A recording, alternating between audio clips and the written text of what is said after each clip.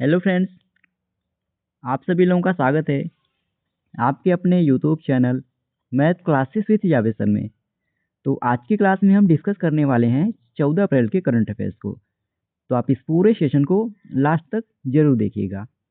और अगर आप हमारे वीडियो को पहली बार देख रहे हैं तो चैनल को सब्सक्राइब करना ना भूलें, ताकि हमारे द्वारा कुछ भी अपडेट किया जाए उसका नोटिफिकेशन आपको सबसे पहले मिल सके। और इस वीडियो का पीडीएफ आपको हमारे टेलीग्राम चैनल पे मिल जाएगा, जिसका लिंक वीडियो के डिस्क्रिप्शन में दिया गया है। आप उसे वहां से इजीली डाउनलोड कर सकते हैं। तो चलिए आज के सेशन को करते हैं स्टार्ट। तो सेशन को स्टार्ट करने से पहले पिछले दिन जो हम लोगों ने करंट अफेयर्स पढ़ा था उसका क्विक रिवीजन कर लेते हैं, जिसमें पहला प्रश्न है, किसे राष्ट्रीय समुद्री वरुण पुरस्कार 2025 प्रदान किया गया? तो यह पुरस्कार राजेश उन्नी को प्रदान किया गया। इसे बॉम्बे स्टॉक एक्सचेंज का नया उप मुख्य सूचना अधिकारी नियुक्त किया गया है, तो विरल दावड़ा को नियुक्त किया गया। किस राज्य में भारत का सबसे बड़ा पेट्रोकेमिकल संयंत्र बनाया जाएगा? तो यह उड़ीसा राज्य में बनाया जाएगा। भारत का पहला हिमालय कृषि अनुसंधान केंद्र कहाँ स्थापित किया गया? जम्मू कश्मीर में स्थापित किया गया। किस देश ने रिकॉर्ड समय में दुनिया का पहला 3D प्रिंटेड ट्रेन स्टेशन बनाया है? तो इसे जापान ने बनाया है। किसे अग्निशमन एवं बचाव सेवाओं का डीजीपी नियुक्त किया गया? तो सीमा अग्रवाल को नियुक्त किया गया। हाल ही में सुरक्षित मातृत्व दिवस कब मनाया गया है? तो 11 अप्रैल को मनाया गया। हाल ही में विश्व पार्किंसन दिवस कब मनाया गया? तो 11 अप्रैल को मनाया गया। हाल ही में हरिदत्त कापड़ी का निधन हो गया, वह किस खेल से जुड़े थे? तो बास्केटबॉल खेल से जुड़े थे। राफेल लड़ाकू विमान का निर्माण कौन करता है? यह किस देश में स्थित है? तो यह फ्रांस देश में स्थित है और इसका निर्माण डसॉल्ट एविएशन करता है। अब चलिए हम लोग आज के सेशन को कवर कर लेते हैं, जिसमें आज का पहला प्रश्न है, किसे committee of scientific advisors medal of achievement 2025 से सम्मानित किया गया? तो इससे अम्बरीश मित्तल को सम्मानित किया गया है, यानी ये ऑप्शन सही हो जाएगा। आइए क्वेश्चन से रिलेटेड इंपॉर्टेंट पॉइंट कवर कर लेते हैं। तो प्रतिष्ठित भारतीय एंडोक्राइनोलॉजिस्ट डॉक्टर अम्बरीश मित्तल को इंटरनेशनल ओस्टियोपोरोसिस फाउंडेशन द्वारा 2025 committee of scientific advisors medal of achievement से सम्मानित किया गया। और इन्हें फ्रेंड्स यह पुरस्कार इटली के रोम में दिया गया है। इन्हें यह पुरस्कार ऑस्टियोपोरोसिस अनुसंधान में उत्कृष्ट योगदान के लिए इन्हें प्रदान किया गया है। और आपको बता दें फ्रेंड्स, डॉक्टर मित्तल ने 1996 में भारत की पहली अस्थि घनत्व माप सेवा की स्थापना की। अब अस्थि घनत्व माप क्या है? तो यह फ्रेंड्स एक प्रकार का परीक्षण है जिसमें आपकी हड्डियों की घनत्व और मजबूती को मापता है, जो ऑस्टियोपोरोसिस जैसी हड्डी के नुकसान का पता लगाने में मदद करता है। ओके। और इन्हें फ्रेंड्स चिकित्सा के क्षेत्र में उनके योगदान के लिए 2015 में पद्म विभूषण से सम्मानित किया गया था। अगला प्रश्न है, अप्रैल 2025 में नाइटहुड सम्मान से किसे सम्मानित किया गया? तो इस सम्मान से जेम्स एंडरसन को सम्मानित किया गया है, यानी ये ऑप्शन सही हो जाएगा। तो फ्रेंड्स, इंग्लैंड के तेज गेंदबाज जेम्स एंडरसन को नाइटहुड से सम्मानित किया गया। इसकी घोषणा 11 अप्रैल 2025 को की गई थी। अब जेम्स एंडरसन ये फ्रेंड्स एक क्रिकेट खिलाड़ी हैं। इन्होंने 2003 में लॉर्ड्स टेस्ट में डेब्यू किया था। 188 टेस्ट में 704 विकेट इनके नाम है और इंग्लैंड की तरफ से सबसे ज़्यादा विकेट लेने वाले ये खिलाड़ी हैं। और टेस्ट इतिहास में अगर सबसे ज़्यादा विकेट लेने वाले गेंदबाज की बात करें तो ये तीसरे नंबर पे हैं। पहले नंबर पे श्रीलंका के मुथैया मुरलीधरन हैं, जिन्होंने 800 विकेट लिए। वहीं ऑस्ट्रेलिया के शेन नवान दूसरे स्थान पे हैं, जिन्होंने 708 विकेट लिए। तीसरे स्थान पे जेम्स एंडरसन है, जिन्होंने 704 विकेट हासिल किए हैं। जेम्स एंडरसन ने फ्रेंड्स तीनों प्रारूपों में टेस्ट, वनडे और T20 में कुल मिलाकर 991 विकेट हासिल की हैं। उन्होंने 188 टेस्ट में 704 विकेट, 194 वनडे में 269 विकेट और 19 T20 मैचों में 18 विकेट उन्होंने हासिल किए। तो अब इन्हें इंग्लैंड के पूर्व प्रधानमंत्री ऋषि सुनक की त्यागपत्र सम्मान सूची में नाइटहुड सम्मान से सम्मानित किया गया है। ओके। अब 2025 में प्रदान किए गए कुछ पुरस्कार का हम लोग रिवीजन कर लेते हैं। तो सिनर्जी मरीन ग्रुप के संस्थापक राजेश उन्नी को राष्ट्रीय समुद्री वरुण पुरस्कार से सम्मानित किया गया। गायत्री स्पिवक को होलबर्ग पुरस्कार 2025 से सम्मानित किया गया। साहित्यकार विनोद कुमार शुक्ला को वर्ष 2024 के लिए 59वें ज्ञानपीठ पुरस्कार से सम्मानित किया गया। श्रीधर मित्ता को अग्रणी प्रौद्योगिकी नवाचार और उद्यमिता के लिए लाइफ टाइम अचीवमेंट पुरस्कार मिला। दलाई लामा को शांति, अहिंसा और पर्यावरणीय संरक्षण में योगदान के लिए 2025 का गोल्ड मरकरी अवार्ड मिला। जयश्री वेंकटेशन यह प्रतिष्ठित रामसर पुरस्कार जीतने वाली पहली भारतीय महिला बनी। लियू जियाकुन ने प्रिज्जकर वास्तुकला पुरस्कार 2025 जीता। साधु भद्रेश दास को 34वें सरस्वती सम्मान से सम्मानित किया गया। जापानी गणितज्ञ मसाकी काशीवारा को वर्ष 2025 का एबिल पुरस्कार प्रदान किया गया। अनुभवी मूर्तिकार राम सुतार को महाराष्ट्र रत्न पुरस्कार 2024 प्रदान किया गया। निखिल सिंगल को प्रतिष्ठित उत्तर प्रदेश अनमोल रत्न पुरस्कार से सम्मानित किया गया। मृदुलिका झा को पत्रकारिता में रामनाथ गोयनका पुरस्कार से सम्मानित किया गया। अगला प्रश्न है, sky tracks world airport awards 2025 में किसे सर्वश्रेष्ठ हवाई अड्डे का खिताब मिला? तो यह खिताब चांगी अंतर्राष्ट्रीय हवाई अड्डे को मिला है, यानी डी ऑप्शन सही हो जाएगा। तो सिंगापुर का चांगी एयरपोर्ट एक बार फिर दुनिया का सबसे अच्छा एयरपोर्ट बन गया है। स्काई ट्रैक्स द्वारा फ्रेंड्स कराए गए सर्वे में इसे 13वीं बार वर्ल्ड का बेस्ट एयरपोर्ट चुना गया है। इसके बाद फ्रेंड्स दोहा का हमाद इंटरनेशनल एयरपोर्ट दूसरे स्थान पर और जापान का टोक्यो इंटरनेशनल एयरपोर्ट यह तीसरे स्थान पर रहा। और इस लिस्ट में फ्रेंड्स भारत के भी 4 एयरपोर्ट को जगह मिली है। दिल्ली का इंदिरा गांधी इंटरनेशनल एयरपोर्ट यह 32वें स्थान पर रहा और यह भारत का सबसे बिजी एयरपोर्ट है। बेंगलुरु का कैंपेगौड़ा इंटरनेशनल एयरपोर्ट यह 48वें स्थान पर रहा। हैदराबाद का राजीव गांधी इंटरनेशनल एयरपोर्ट यह 56वें स्थान पर रहा और मुंबई का छत्रपति शिवाजी महाराज इंटरनेशनल एयरपोर्ट यह 73वें स्थान पर रहा। अब बात करें स्काई ट्रैक्स के बारे में, तो इसकी स्थापना 1989 ईस्वी में हुई थी। इसका मुख्यालय यूके में स्थित है। तो इस एयरपोर्ट का आप लोगों को नाम जरूर याद रखना है, चांगी एयरपोर्ट, जो सिंगापुर में स्थित है। यह दुनिया का सबसे अच्छा एयरपोर्ट बना है और यह फिर 13वीं बार वर्ल्ड का बेस्ट एयरपोर्ट बना है। ओके, अगला प्रश्न है, हाल ही में किस राज्य के रिंडिया सिल्क और खासी हैंडलूम को जीआई टैग मिला है? तो यह जीआई टैग मेघालय मिला है, यानी सी ऑप्शन सही हो जाएगा। तो मेघालय में रिंडिया सिल्क और खासी हैंडलूम को भौगोलिक संकेत यानी जीआई टैग मिला है, जो पारंपरिक हस्तशिल्प को मान्यता देता है। यह मान्यता फ्रेंड्स सांस्कृतिक विरासत को बढ़ावा देती है और उत्पादों को कानूनी संरक्षण और बेहतर बाजार में मदद करती है। अब रिंडिया सिल्क यह फ्रेंड्स एक पारंपरिक रेशम कपड़ा है जो मेघालय में बनाया जाता है। खासी हैंडलूम यह खासी जनजाति द्वारा बनाए गए हाथ से बुने हुए कपड़े हैं। अब जीआई टैग क्या है? तो यह फ्रेंड्स एक भौगोलिक संकेत है जो एक विशिष्ट क्षेत्र में उत्पादित विशिष्ट उत्पादों को मान्यता देता है। जीआई टैग मिलने से फ्रेंड्स किसी स्थान विशेष के उत्पादन की विशेषता को पहचान दिलाता है। यह 10 वर्षों के लिए वैध होता है। और आपको बता दें फ्रेंड्स, भारत में जीआई टैग अधिनियम 1999 ईस्वी का है। यह अधिनियम 15 सितंबर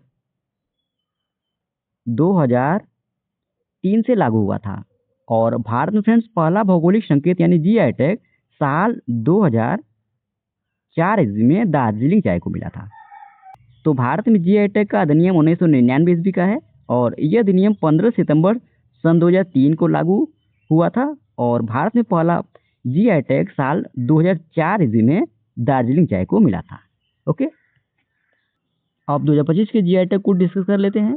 तो तमिलनाडु में तंजावुर के कुंभकोणम पान के पत्ते और कन्याकुमारी के थोलाई फूलों की माला को जीआई टैग दिया गया। निकोबार के वर्जित नारियल को जीआई टैग मिला।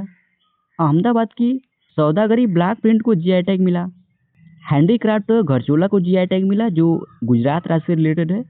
जम्मू कश्मीर के 8 उत्पादों को जीआई टैग मिला है, जिसमें फ्रेंड्स कश्मीरी पश्मीना शाल, कश्मीरी केसर, भद्रवाह राजमा, रामबन सुलाई शहद, गुच्छी मशरूम, खत्म बंद बासमती और कश्मीरी अखरोट की लकड़ी की नक्काशी को जीआई टैग प्रदान किया गया।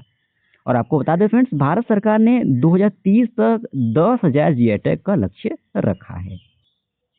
अगला प्रश्न है, कौन सी कंपनी वर्ष 2025 का भारत का पहला यूनिकॉर्न बनने का गौरव हासिल किया है? तो यह उपलब्धि जेएसपीए ने हासिल किया है, यानी बी ऑप्शन सही हो जाएगा। तो बेंगलुरु में स्थित इंफ्रास्ट्रक्चर कंपनी जेएसपीए ने 2025 का भारत का पहला यूनिकॉर्न बनने का गौरव प्राप्त किया है। इस कंपनी ने friends series D funding round में $60 मिलियन लगभग 500 करोड़ जुटाए हैं। हालांकि फ्रेंड्स पहले 150 मिलियन का अनुमान था, लेकिन इससे कम राशि प्राप्त होने के बावजूद जस्पे का मूल्यांकन $1 बिलियन से अधिक हो गया। अच्छा, अब यूनिकॉर्न कंपनी क्या है? तो फ्रेंड्स वह स्टार्टअप कंपनी जिसका मूल्यांकन 1 अरब अमेरिकी डॉलर लगभग 8,300 करोड़ रुपए से अधिक होता है, उसे यूनिकॉर्न कंपनी कहा जाता है। ओके, और भारत में फ्रेंड्स कई प्रसिद्ध यूनिकॉर्न कंपनियां हैं, जिसमें फ्लिपकार्ट, ओला, जोमेटो, पेटीएम, रेजर पे, स्विगी, फोन पे और ड्रीम 11 इसमें शामिल है। तो अभी वर्ष 2025 में भारत का पहला यूनिकॉर्न बनने का गौरव किस कंपनी ने हासिल किया है? तो जेएसपी ने हासिल किया है। अच्छा, भारत के पहले vertical by facial solar plant का उद्घाटन दिल्ली में किया गया। वरिष्ठ नागरिक आयोग शुरू करने वाला पहला राज्य केरल है। समान नागरिक संहिता लागू करने वाला पहला राज्य उत्तराखंड है। भारत का पहला PPP green waste processing plant Indore में स्थापित किया गया। इंटरनेशनल अंतरिक्ष स्टेशन पर जाने वाले पहले भारतीय अंतरिक्ष यात्री कौन बनेंगे? शुभांशु शुक्ला बनेंगे। त्वरित डिजिटल इनिशिएटिव अपनाने वाला पहला राज्य मध्य प्रदेश। सौर ऊर्जा से चलने वाला देश का पहला सीमावर्ती गांव गुजरात का मसाली गांव बना। भारत की पहली AI यूनिवर्सिटी महाराष्ट्र में बनाई जाएगी। देश का पहला डिजिटल म्यूजियम महाराष्ट्र में स्थापित किया जाएगा। उत्तर भारत की पहली परमाणु ऊर्जा परियोजना यह हरियाणा के गोरखपुर में स्थापित की जाएगी। अगला प्रश्न है, हाल ही में IPL में 1000 चौके और छक्के लगाने वाले पहले बल्लेबाज कौन बने हैं? तो यह उपलब्धि हासिल करने वाले पहले बल्लेबाज विराट कोहली बने हैं, यानी ये ऑप्शन सही हो जाएगा। तो फ्रेंड्स स्टार बल्लेबाज विराट कोहली ने इंडियन प्रीमियर लीग यानी IPL के इतिहास में 1000 चौके और छक्के लगाने वाले यह पहले क्रिकेटर बन गए हैं। यह उपलब्धि फ्रेंड्स उन्होंने बेंगलुरु के M चिन्नास्वामी स्टेडियम में दिल्ली कैपिटल के खिलाफ खेलते हुए हासिल की। वहीं फ्रेंड्स इस लिस्ट में पूर्व भारतीय क्रिकेटर शिखर धवन दूसरे स्थान पे, जबकि तीसरे स्थान पे ऑस्ट्रेलिया के डेविड वार्नर ने 889 चौके और छक्के लगाए हैं। विराट कोहली ने फ्रेंड्स यह उपलब्धि 721 चौके और 279 छक्के लगाकर पूरा किया। अच्छा, अभी हाल ही में हम लोगों ने पढ़ा था, आप लोगों को याद होगा, विराट कोहली T20 में 386 पारियों में 13,000 रन बनाने वाले यह पहले भारतीय बल्लेबाज बने हैं। विराट कोहली 287 पारियों में सबसे तेज 14,000 रन बनाने वाले ये खिलाड़ी बने हैं। अगला प्रश्न है, हाल ही में DRDO ने सुखोई 30 MKI से लॉन्ग रेंज ग्लाइड बम का सफल परीक्षण किया है, उसका नाम क्या है? तो उसका नाम गौरव है, यानी बी ऑप्शन से हो जाएगा। तो रक्षा अनुसंधान एवं विकास संगठन यानी DRDO ने 8 से 10 अप्रैल 2025 के बीच सुखोई 30 MKI युद्ध विमान से लंबी दूरी के ग्लाइड बम गौरव का सफल परीक्षण किया है, जो फ्रेंड्स लगभग 100 किलोमीटर के दायरे में सटीकता के साथ लक्ष्य को भेदने में सक्षम रहा। और यह ग्लाइड बम 1000 किलोग्राम का है, जिसे अनुसंधान केंद्र इमारत, आयुध अनुसंधान एवं विकास प्रतिष्ठान और एकीकृत परीक्षण केंद्र चांदीपुर द्वारा स्वदेशी रूप से डिजाइन और विकसित किया गया है। तो आप लोगों को इस ग्लाइड बम का नाम जरूर याद रखना है। इसका नाम क्या है? तो सुखोई 30 MKI। ओके, अब DRDO की बात करें फ्रेंड्स, तो इसका full form defence research and development organisation होता है। इसकी स्थापना 1958 ईस्वी में हुई थी। इसके वर्तमान अध्यक्ष डॉक्टर समीर वी कामत हैं। इसका मुख्यालय नई दिल्ली में स्थित है। और अगर आपसे पूछा जाए DRDO के पहले अध्यक्ष कौन थे, तो डॉक्टर MK विश्वनाथ यह रक्षा अनुसंधान एवं विकास संगठन यानी DRDO के यह पहले अध्यक्ष थे। और यह 15 मई 1998 से 30 नवंबर सन 2000 तक इस पद पर रहे थे। अच्छा, 2025 में जो DRDO के द्वारा लॉन्चिंग हुई है उसका हम लोग रिवीजन कर लेते हैं। तो DRDO ने लॉन्ग रेंज ग्लाइड बम का सफल परीक्षण किया। इसका नाम क्या है? तो गौरव है, इसे हमने अभी पढ़ा। DRDO ने मध्यम दूरी की बैलिस्टिक मिसाइल अग्नि 4 का सफल परीक्षण किया है। DRDO ने IIT दिल्ली यूनिवर्सिटी के साथ मिलकर हल्के वजन वाली बुलेट प्रूफ जैकेट अभी विकसित किया है। एंटी टैंक ग्लाइड मिसाइल नाग मार्क 2 का सफल परीक्षण राजस्थान के पोखरण फील्ड फायरिंग रेंज में किया गया। DRDO ने IIT हैदराबाद के साथ मिलकर भारत की सबसे बड़ी मेटल 3D प्रिंटिंग मशीन का अनावरण किया है। अगला प्रश्न है, कौन सा राज्य एग्रोवोल्टेइक परियोजना अपनाने वाला देश का पहला राज्य बन गया है? तो यह उपलब्धि उत्तर प्रदेश राज्य ने हासिल किया, यानी ए ऑप्शन सही हो जाएगा। तो फ्रेंड्स, उत्तर प्रदेश यह भारत का पहला ऐसा राज्य बन गया है जिसने एग्रीवोल्टेइक परियोजना को अपनाया है। अब एग्रोवोल्टेइक परियोजना क्या है? तो जिसे फ्रेंड्स सौर खेती के रूप में भी जाना जाता है। किसानों को फसल उगाने के दौरान बिजली पैदा करने की अनुमति देता है। इस प्रणाली में फ्रेंड्स फोटोवोल्टाइक तकनीकी का उपयोग करके कृषि भूमि पर सौर पैनल लगाए जाते हैं। ओके। अच्छा, क्वेश्चन हमारा उत्तर प्रदेश राज्य से रिलेटेड था, तो उत्तर प्रदेश के बारे में भी हम लोग जान लेते हैं। स्थापना 24 जनवरी 1950 ईस्वी में हुई थी। राजधानी लखनऊ। यहाँ के वर्तमान मुख्यमंत्री योगी आदित्यनाथ। राज्यपाल आनंदीबेन पटेल। राजकीय पशु बारहसिंगा। राजकीय पक्षी सारस। लोकसभा सीटों की संख्या उत्तर प्रदेश में 80 है। राज्यसभा सीटों की संख्या 31 है।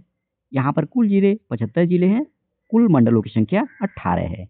और ये है उत्तर प्रदेश राज्य का मैप। अगला प्रश्न है, अंतर्राष्ट्रीय मानव अंतरिक्ष उड़ान दिवस कब मनाया जाता है? तो यह दिवस 12 अप्रैल को मनाया जाता है, यानी बी ऑप्शन सही हो जाएगा। तो हर साल 12 अप्रैल को अंतर्राष्ट्रीय मानव अंतरिक्ष उड़ान दिवस मनाया जाता है। 12 अप्रैल 1961 को फ्रेंड्स सोवियत संघ के अंतरिक्ष यात्री यूरी गागरिन ने पहली बार अंतरिक्ष यात्रा की थी।